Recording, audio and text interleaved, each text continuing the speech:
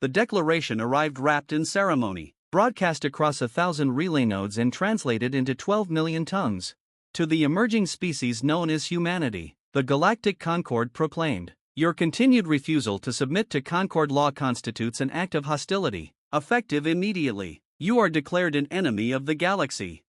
In the grand amphitheater of the Concord, delegates applauded, not because war was desirable, war was expensive, but because it was inevitable. The vote had been unanimous. Humanity had ignored tariffs, dismantled inspection fleets, and worst of all, rescued several client species from protective custodianship. The Concord did not tolerate disruption. On Earth, the message arrived during a thunderstorm. Lightning stitched the clouds above Geneva as diplomats, admirals, and scientists gathered in the subterranean chamber known simply as the Long Room. The broadcast concluded. The room went quiet. Someone laughed. It wasn't hysteria. It wasn't bravado. It was the kind of laugh you heard when a long-standing argument finally ended. "So," said Admiral Reyes, folding her hands, "they finally said it out loud." Dr. Arun Patel adjusted his glasses. "Deadliest species," he repeated. "They don't even know." President Okoye stood at the head of the table, eyes fixed on the hologram of the Concord seal. "They think this is about territory," she said, "about trade routes and pride." General Zhao leaned forward. "It's about history, and they don't read ours." No one argued. Humanity had learned, painfully, that the galaxy preferred myths to facts. The Concord believed it ruled by balance, by carefully limiting technology, by pruning civilizations before they could destabilize the order. It called this stewardship. Humans called it extinction with paperwork. The Long Room had been built after first contact. When the truth became unavoidable, humanity was not welcome at the grown-ups' table, not because humans were weak, but because they were dangerous in ways the Concord could not measure. President Okoye inhaled. "Initiate the open archive," she said.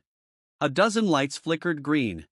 Across Earth and then across the colonies, the fleets, the listening posts beyond the heliopause files unlocked that had been sealed for centuries. Not weapons schematics, not superweapons. Histories.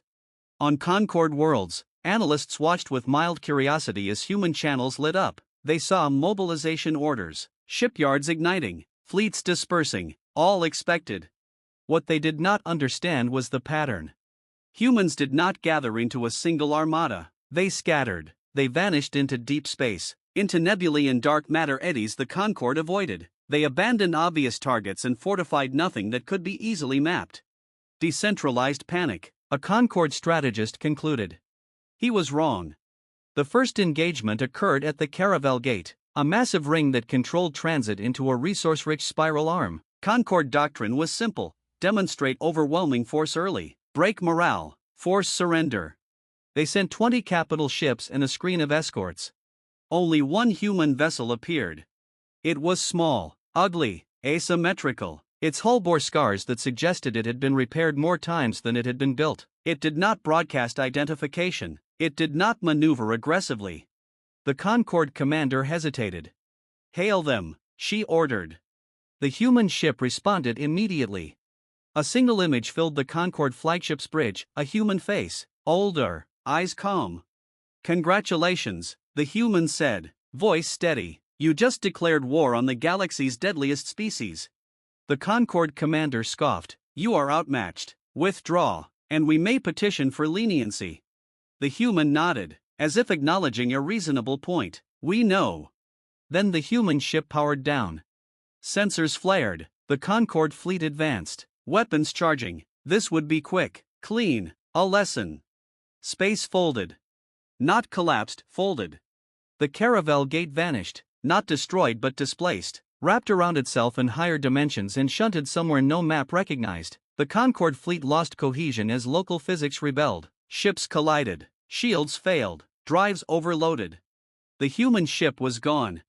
In the aftermath, Concord investigators found no debris field, no wreckage to analyze, only a region of space that refused to behave normally, a scar that interfered with navigation and sensors alike. A one-off trick, the Concord assured its members. Then it happened again. And again. Humanity did not fight battles, it rewrote rules. The Concord prided itself on predictability. Wars followed scripts refined over millennia. There were escalation ladders, acceptable losses, negotiated pauses. Humans ignored all of it. They struck supply chains, not fleets. They liberated client species not with invasions but with information, broadcasting evidence of Concord manipulation, offering asylum, teaching worlds how to vanish from Concord oversight. They never held territory. They made territory irrelevant. On the world of Vesh, a client species held a quiet ceremony. For the first time in 300 cycles, they removed the Concord emblem from their capital spire. In its place, they raised nothing at all. "Why don't you claim us?" the Vesh elders asked the human envoy. The envoy smiled. "We don't need to own you to protect you." This concept spread faster than any virus. Inside the Concord, panic simmered. Emergency councils convened. The phrase "deadliest species" began to circulate with unease. "What makes them so dangerous?" demanded High Curator Zelthra, her tendrils coiling. "Their ships are inferior. Their numbers are limited." An analyst hesitated before answering. "They adapt," he said. "Individually, collectively. They don't optimize for stability. They optimize for survival. And they remember." The analyst pulled up a human archive, one the Concord had never bothered to examine. It detailed Earth's history before unification, wars fought with sticks and stones, with iron and fire, with ideology and fear. Extinctions survived, plagues endured, cities burned and were rebuilt atop their ashes. They come from a world that tried to kill them, the analyst continued, repeatedly. High Curator Zelthra dismissed him. "Every species faces hardship." "Yes," the analyst said quietly, "but humans turned hardship into culture." The next Concord offensive targeted a human colony at the edge of explored space. It was a test. Take a civilian world. Force negotiations. The fleet arrived to find the planet evacuated. No defenses, no population, only cities left intact. Lights on, food warm, messages playing in empty streets. "Welcome," the messages said, in Concord Standard. "Please don't touch anything." The Concord commander ordered the occupation. Within hours, systems began to fail, not catastrophically, subtly. Life support fluctuated, navigation data corrupted, personal devices displayed memories, images from the soldiers' own pasts, pulled from neural interfaces and replayed with surgical cruelty. There were no explosions, no gunfire. There was screaming. When the Concord fleet fled, they left behind ships that refused to accept new commands, haunted by ghosts of code that rewrote themselves faster than they could be purged. The Concord called this psychological warfare. Humans called it restraint. On Earth, President Okoye watched the reports with a heavy heart. "They still don't understand," she said. Admiral Reyes nodded. "They think we're cruel." Dr. Patel folded his hands. "We're being kind." The truth was simple and terrifying. Humanity had been preparing for this moment long before first contact. When humans realized they were not alone, they did not celebrate. They planned. They asked the worst questions. What if the galaxy was hostile? What if first contact meant extinction? What if survival required becoming something the universe would regret provoking? They did not build a single ultimate weapon. They built philosophies, redundancies, fail-safes. They embedded survival instincts into their technologies, their politics, their art. Human ships were ugly because they were honest. Every scar told a story. Every system could be repaired with scraps and stubbornness. Every crew member was trained to think, not just follow doctrine. Concord ships were beautiful, optimized, fragile. The turning point came when the Concord attempted to deploy a stellar pacification array, an ancient device meant to force compliance by destabilizing a star's output. Humanity responded with silence. Then every Concord star map updated at once.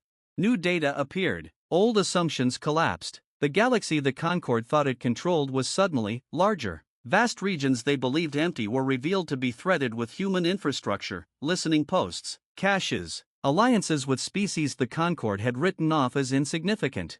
"You were never alone." Read a message embedded in the update. "You were just unobservant." Faced with the possibility of total collapse, the Concord sued for peace. They sent envoys to Earth, humbled and afraid. President Okoye received them in the long room. "No weapons, no threats. You called us the galaxy's deadliest species," she said. "Do you know why that's true?" The envoys remained silent. "Because we don't want to be," she continued. "We avoid war. We de-escalate, we forgive, but when forced, when there is no other choice, we do not stop. She leaned forward.